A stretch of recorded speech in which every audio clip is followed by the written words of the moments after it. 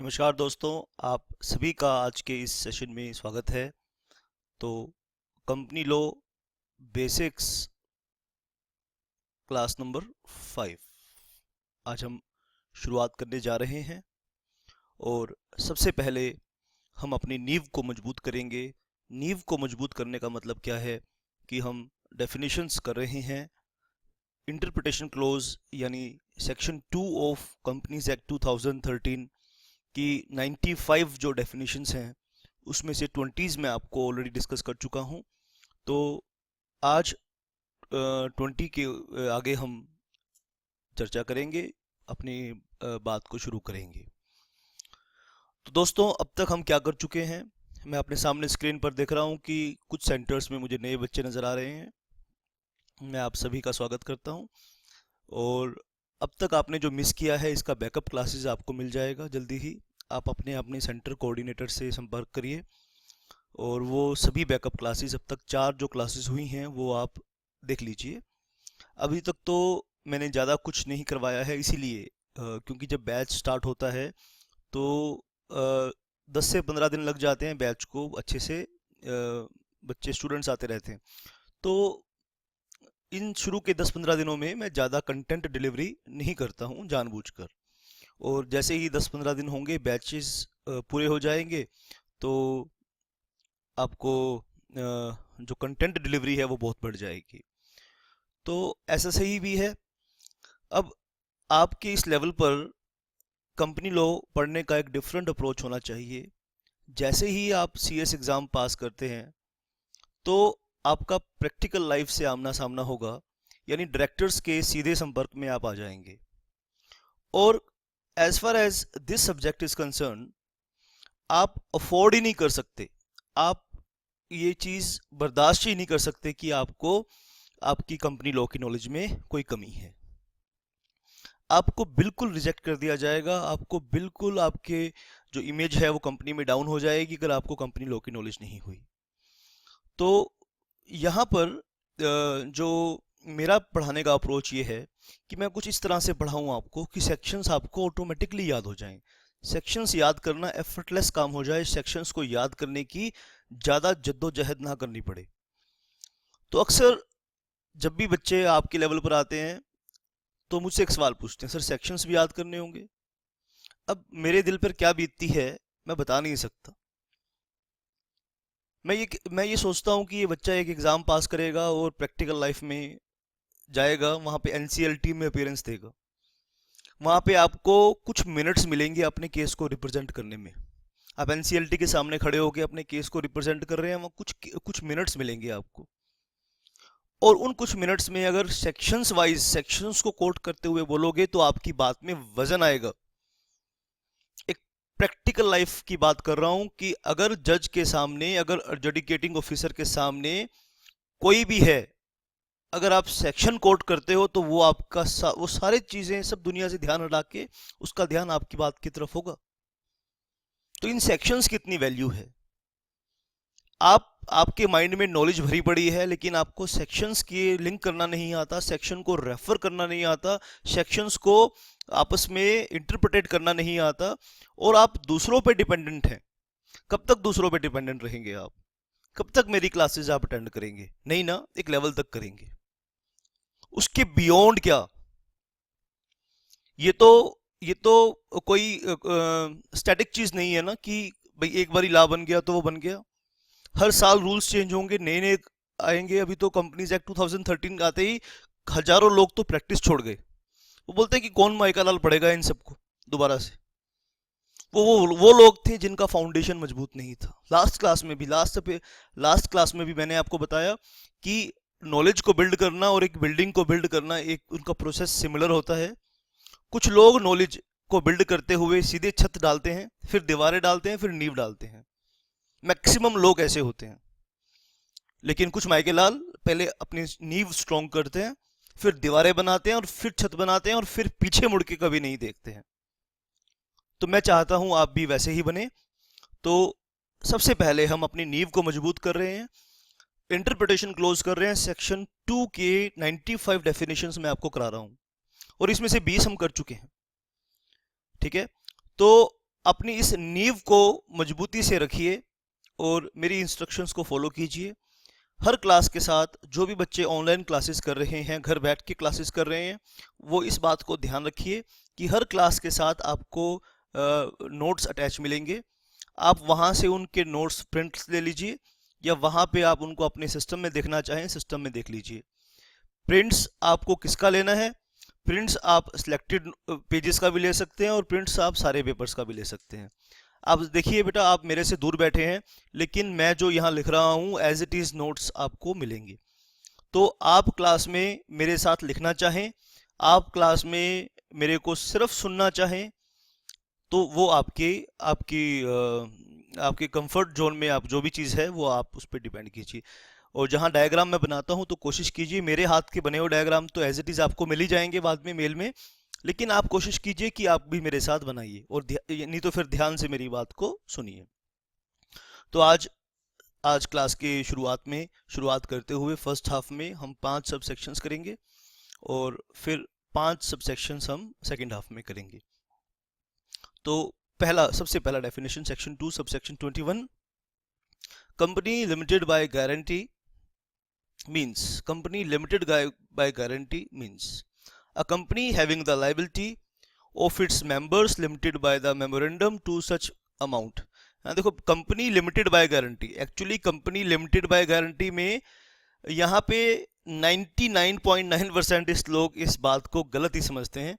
आइए मैं आपको बताता हूँ कि इसका सही तरह से सोचना और इंटरप्रिटेशन करना किस तरह से होगा। आपने बचपन में भी ये कंसेप्ट्स सुने होंगे, पढ़े होंगे, आप 12th क्लास से ये चीज़ें पढ़ रहे हैं।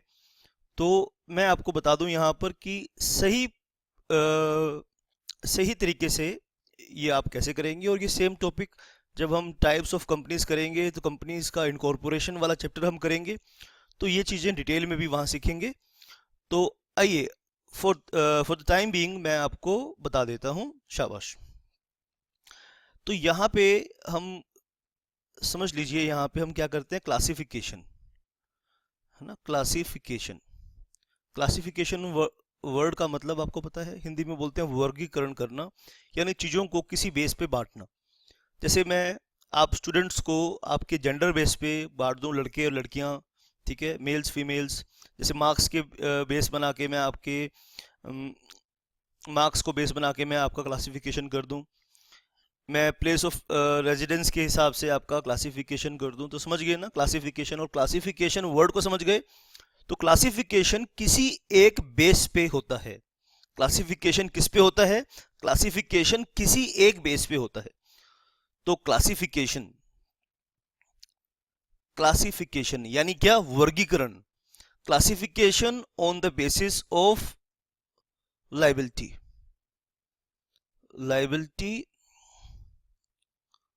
Of members.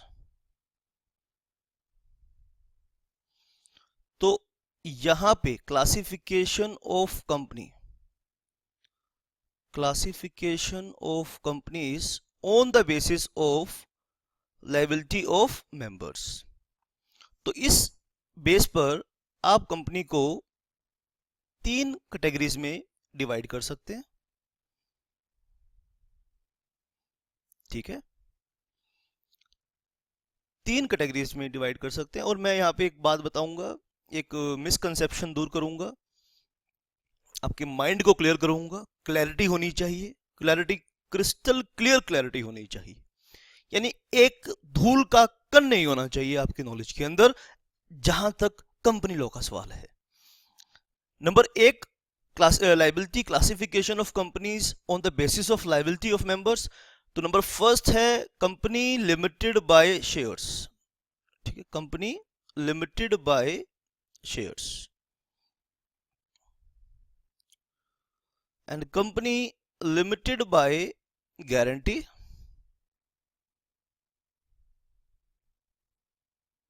And unlimited company.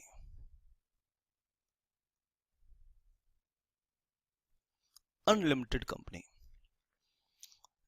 तो आइए हम ध्यान से इस बात को सुनेंगे और समझेंगे। Company limited by shares, company limited by guarantee and unlimited company. तो एक्चुअली यहाँ पर आपको पता होना चाहिए, जैसे कि डेफिनेशन की हेडिंग सुनते ही यहाँ पे जब आपने सब सेक्शन 21 की डेफिनेशन की शुरुआत करी तो आपने यहाँ क्या देखा, कंपनी लिमिटेड बाय गारंटी। ठीक है, company limited by guarantee. Actually company की लायबिलिटी तो सुन लीजिए बात ध्यान से, एक्चुअली कंपनी अगर एक सेपरेट पर्सन है तो क्या कंपनी की लायबिलिटी की बात नहीं हो रही है, कंपनी में मेंबर्स की लायबिलिटी की बात हो रही है। समझ में आई बात कि नहीं आई? बस ये डाउट है जो बच्चे के मन में रहता है। तो जब भी आपने इन तीनों कॉन्सेप्ट्स का सामना करना है, company limited by guarantee, company limited by shares और company having unlimited company, unlimited liability company, तो आप इन तीनों टर्म्स का जब सामना करेंगे तो आपने क्या सोचना है कि ये कंपनी की लायबिलिटी की बात नहीं हो रही है, ये कंपनी में मेंबर्स की लायबिलिटी की बात हो रही है। तो आइए शुरू करते हैं। Section 2 subsection 21, company limited by guarantee means a company having the liability of its members limited by memorandum। देखो, मेमोरेंडम ऑफ एसोसिएशन जो कॉन्स्टिट्यूशन ऑफ कंपनी हम कहते हैं, यानी कंपनी को इनकॉर्पोरेशन करते वक्त इस डॉक्यूमेंट को ड्राफ्ट करना जरूरी होता है, तो उसमें एक लायबिलिटी क्लोज होता है। उसमें डिफरेंट क्लोजेज होते हैं, आप जानते हैं, नेम क्लोज होता है, ऑब्जेक्ट क्लोज होता है, सिचुएशन क्लोज होता है, कैपिटल क्लोज होता है, ऐसे ही एक लायबिलिटी क्लोज होता है। तो आप जिस भी कंपनी में, तो आप कंपनी के साथ एक डील कर रहे हैं, तो जब आप कंपनी के साथ डील कर रहे हैं और आप ये फाइंड आउट करना चाहते हैं कि कोई पर्सन इस कंपनी के पीछे है और उसकी जवाबदेही क्या है, पर्पस सुन लीजिए, इसका पर्पस क्या है। मेमोरेंडम ऑफ एसोसिएशन में लायबिलिटी क्लोज का मतलब क्या है। फॉर एग्जाम्पल, आप एक बैंक में जॉब करते हैं और आप बैंक के लिए एक लोन मैनेजर हैं, ठीक है, और मैं बैंक के पास जाता हूं एक लोन के लिए। मैं कहता हूं बैंक को, भाई I am the managing director of the company, I am the major share holder of the company as well, and I seek loan for my company, right. तो मैंने कंपनी के लिए लोन के लिए अप्लाई किया, ठीक है, जिसमें आपने मेरी जो क्रेडेंशियल्स हैं, मेरी जो क्रेडिट रेटिंग है एज अ पर्सन, वो आपने चेक करी, और फिर आपने कंपनी की क्रेडिबिलिटीज क्रेडेंशियल्स चेक किए। अब आप ये जानना चाहते हैं कि मेरी इसमें क्या जवाबदेही है, ठीक है। मान लीजिए ये तीनों बातें मैं आपको एक बार थोड़ा सा बता दूं, थोड़ा सा और डिटेल में बता दूं तो और मजा आएगा फिर सुनने में, ठीक है। मान लीजिए कंपनी का एक शेयर है 100 रुपए का, ठीक है। अगर लायबिलिटी लिमिटेड बाय शेयर्स है, ठीक है, अगर लायबिलिटी लिमिटेड बाय शेयर्स है और पेड अप वैल्यू, यहां पे लिखता हूं पेड अप वैल्यू 100 रुपए है, पेड अप वैल्यू 100 रुपए है, तो मेंबर्स की जवाबदेही 0 है। ये बात आपको बाद में भी हम समझाएंगे। अगर पेड अप वैल्यू, शाबाश, ये किस केस में बात कर रहे हैं कि कंपनी की लायबिलिटी जो है, कंपनी की जो लायबिलिटी है वो लिमिटेड बाय शेयर्स है, ठीक है। तो आप ध्यान से बात को सुनेंगे। और अगर 100 रुपए का एक शेयर है और पेड अप वैल्यू 0 है, तो मेंबर्स कितना कंट्रीब्यूट करेंगे? अभी 100 कंट्रीब्यूट करेंगे। और पेड अप वैल्यू 50 रुपए है, 100 रुपीज़ है, और पेड अप वैल्यू 50 रुपीज़ है, तो मेंबर्स कितना कंट्रीब्यूट करेंगे? 50 रुपीज़ कंट्रीब्यूट करेंगे। तो आपने ये चीज़ें ध्यान से सुननी है और समझनी है। अब लायबिलिटी लिमिटेड बाय गारंटी का केस क्या होगा, ठीक है।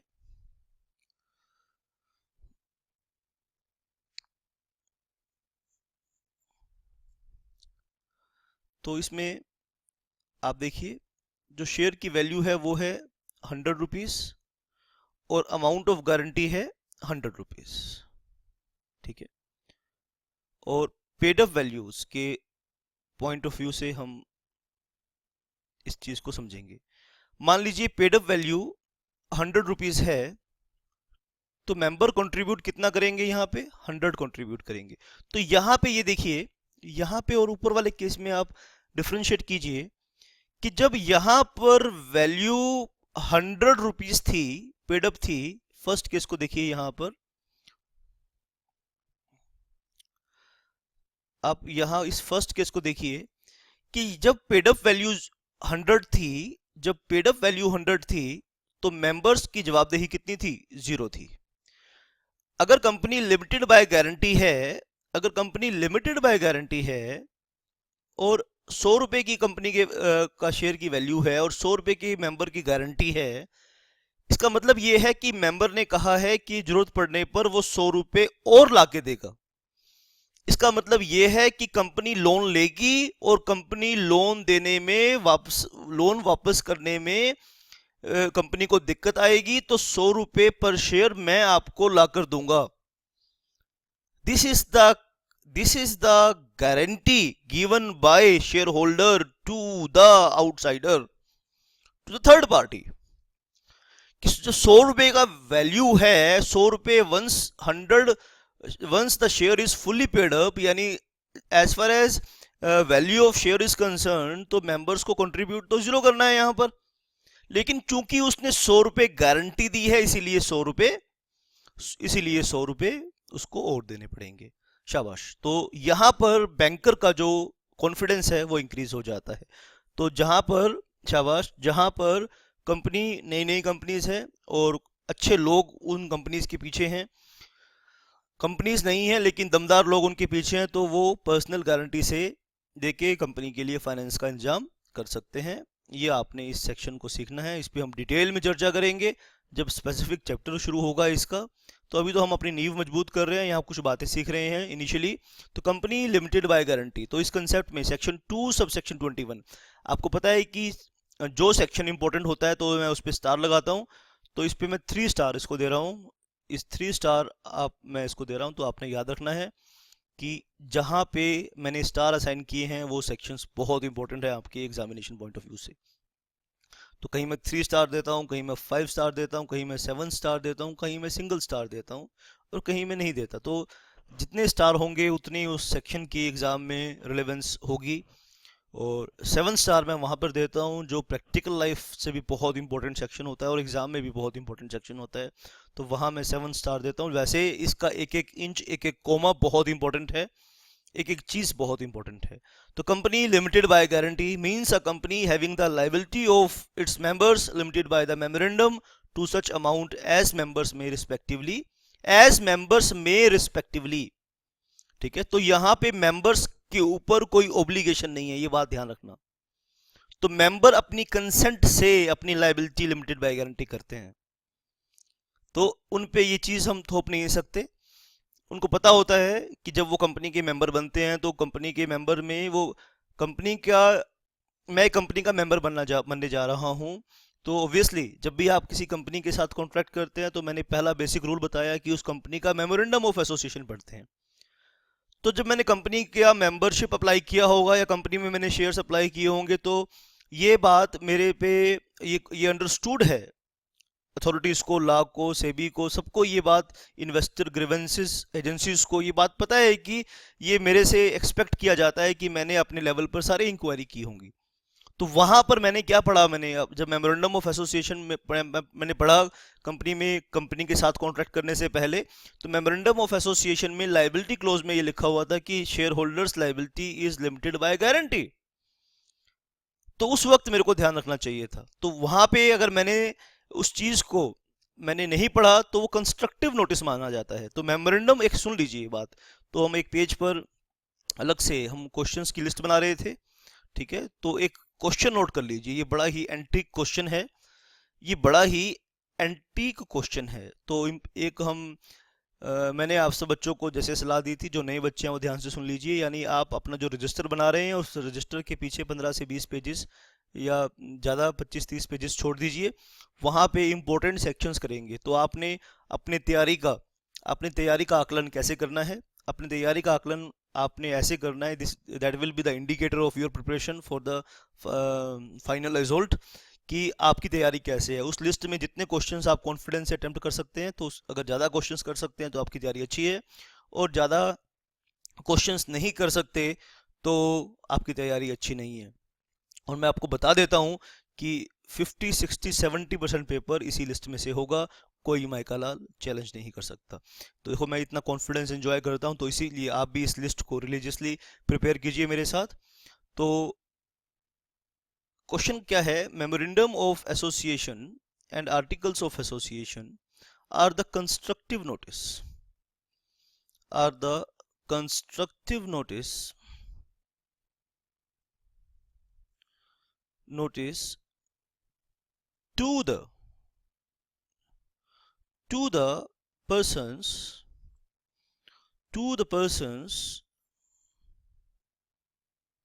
dealing with the company, to the persons dealing with the company। तो आप बात ध्यान से सुनिए।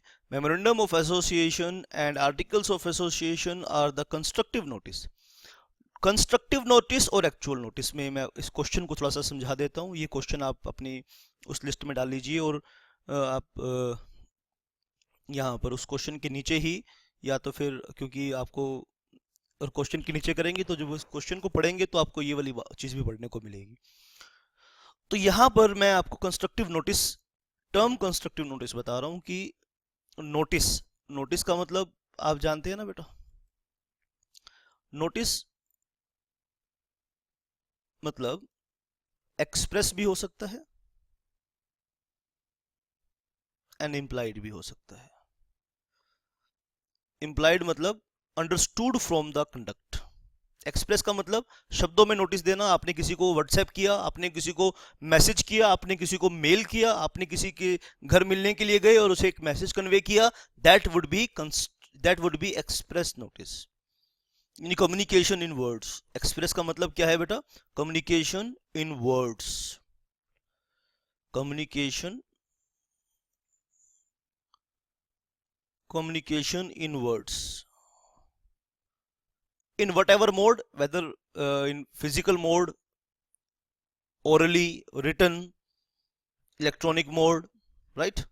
आजकल तो कम्युनिकेशन बड़ा फास्ट है, यूं करके आप कम्युनिकेट करते हो। व्हाट्सएप ने हमारे कम्युनिकेट करने का तरीके में क्रांति ला दी है, क्रांति। यहाँ पे एक ऐसा प्लेटफॉर्म अवेलेबल है कि जहाँ पे आप मतलब जब मोबाइल फ़ोन आया तो उसने हमारी स्पीड को कई हज़ार गुना बढ़ा दिया, और व्हाट्सएप जैसे प्लेटफॉर्म्स जब आए तो उन्होंने और हज़ार गुना हमारी स्पीड को बढ़ा दिया।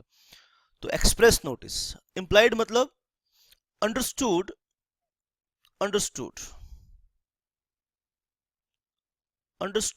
फ्रॉम द conduct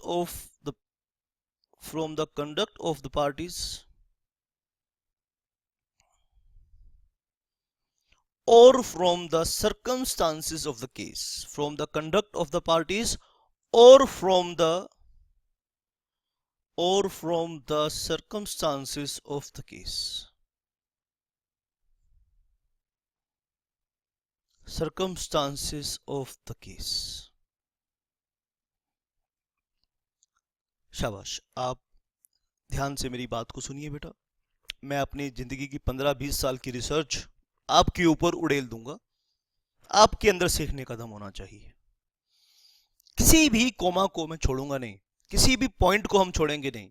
एक एक कोमा, एक एक पॉइंट को समेटते हुए चलेंगे। और यहाँ पे आपके एंड पे क्या चाहिए? परसिस्टेंस चाहिए। परसिस्टेंस मतलब कंटिन्यूटी चाहिए, ठीक है। जो भी आप टाइम फिक्स करें अपनी पढ़ाई के लिए, जो भी आप आवर्स फिक्स करें, बस वो फिर देने हैं कंपनी लोग को आपने। दुनिया इधर से उधर हो जाए, सूरज पश्चिम से उदय होना शुरू हो जाए, सूरज अपनी चाल बदल ले, पृथ्वी अपनी चाल बदल ले, ठीक है, लेकिन आपकी लाइफ का डिसिप्लिन ऐसा होना चाहिए कि आप रॉक सॉलिड होने चाहिए अपनी कमिटमेंट के ऊपर। जो कमिटमेंट कर दिया। जो आपने प्रायोरिटी फिक्स कर दी इस सब्जेक्ट के लिए, आपने अपनी प्रायोरिटी फिक्स करी कि लाइफ में अभी आपके लिए क्या जरूरी है, ठीक है। जैसे फॉर एग्जांपल मेरी लाइफ में क्या जरूरी है, मेरी लाइफ में मेरी फैमिली सबसे ऊपर है, मेरा जिम उसके बाद है, और नंबर तीसरी चीज़ मेरे स्टूडेंट्स उसके बाद हैं। तो जब मैंने ये थर्ड प्रायोरिटी अपने स्टूडेंट्स को दे दी, ठीक है, पहले मेरी फैमिली है, फिर मेरा जिम है, मैं एग्जाम्पल दे रहा हूँ, और फिर मेरे स्टूडेंट्स हैं, तो आपकी लाइफ में भी ऐसे ही प्रायोरिटीज़ होंगी।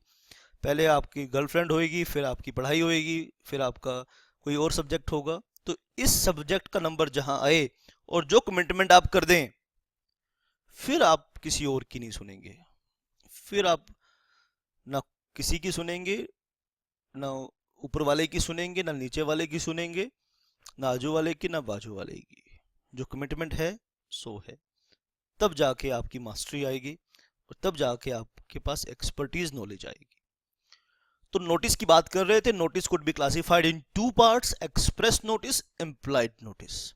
एक्सप्रेस मतलब communication in words understood from the conduct of the parties. अगर मैंने किसी कंपनी में शेयर सप्लाई किया है तो ये कंस्ट्रक्टिव नोटिस है। MOA AOA are the constructive notice. मतलब क्या है इस बात का, मतलब ये है कि अगर मैं किसी कंपनी में शेयर अप्लाई कर रहा हूं तो ये मान लिया जाएगा कि मैं कंपनी के आर्टिकल्स और मेमोरेंडम ऑफ एसोसिएशन पढ़कर आया हूं, चाहे वो एक्चुअली मैंने नहीं पढ़े, चाहे एक्चुअली मैंने नहीं डिमांड किए, या एक्चुअली मैंने नहीं देखे, लेकिन ये मान लिया जाएगा, ठीक है। और मेमोरेंडम ऑफ एसोसिएशन में क्या होगी, मेमोरेंडम ऑफ एसोसिएशन में क्या होगी, लायबिलिटी क्लोज। तो वहां पे मुझे पता चल जाएगा अगर मैंने किसी कंपनी में शेयर मेंबरशिप अज्यूम की है, मेंबरशिप लेने की कोशिश की है, तो यहां पे इसीलिए वर्ड यूज किया मेंबर्स में रिस्पेक्टिवली अंडरटेक।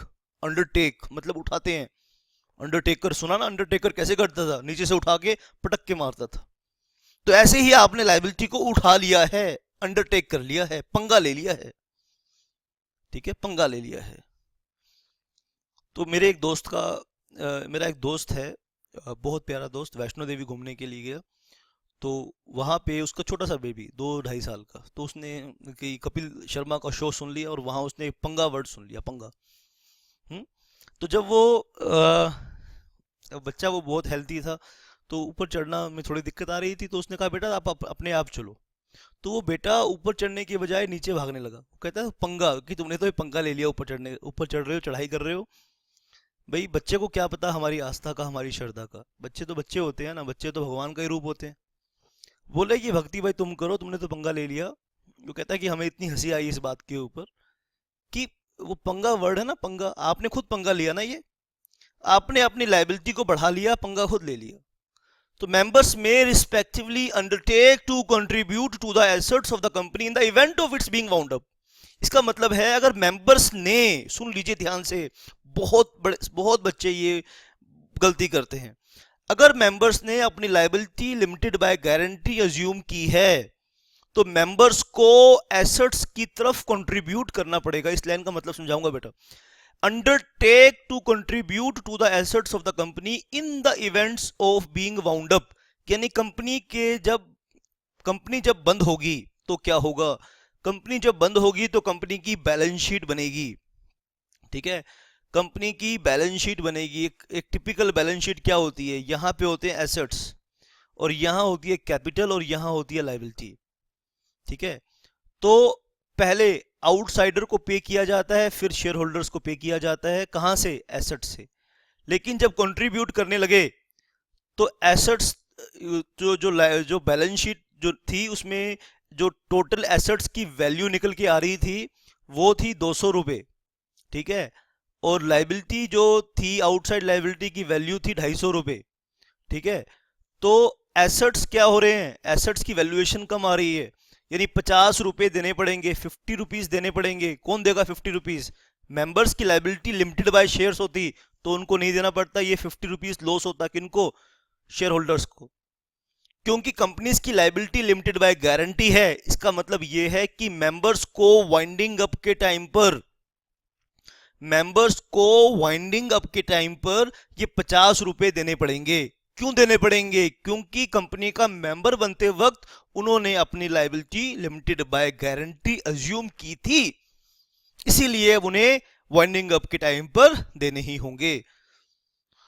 तो amount of guarantee given by the share holder could not be invoked as far as the company is going concern। दोबारा से बोल रहा हूं, ध्यान से सुन लीजिए। कानों से तो पूरा देश सुनता है, स्टूडेंट्स दिल से सुनते हैं। स्टूडेंट्स कहां से सुनते हैं बेटा? दिल से सुनते हैं। सुन लो, अमाउंट ऑफ गारंटी, सुन लीजिए ध्यान से, लिखना चाहें तो बाद में लिख लीजिए। इस लेक्चर को, इस लाइन को दोबारा से एक बार रिवर्स करके भी सुनना, जो बच्चे के पास रिकॉर्डिंग फैसिलिटी, जो रिकॉर्डिंग्स लेक्चर देखेंगे और अपने घर बैठ के जो लेक्चर्स देख रहे हैं, वो थोड़ा सा पीछे करके भी इस बात को सुनना। Amount of liability given by the, amount of liability, मेरे साथ साथ बोलो, amount of liability given by the share holders as guarantee to the respective shares could not be invoked, मेरे साथ बोलो, could not be invoked as far as the company is going concern।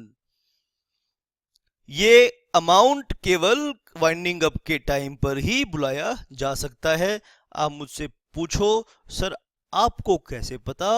भाई section 2 sub section 21 की language का interpretation करके देख लो, साफ साफ लिखा है लास्ट लाइन के अंदर। आओ लास्ट टाइम इस डेफिनेशन को पढ़ रहा हूं आपके लिए। Limited company limited by guarantee means a company having the liability of its members limited by the memorandum to such amount as members में respectively undertake to contribute to the assets of the company in the event of its being wound up। शाबाश। जितने भी बच्चे हैं, आप ध्यान से सुन लीजिए। एक छोटा सा ब्रेक होगा, ब्रेक के बाद हम ये क्लास को कंटिन्यू करेंगे। शाबाश।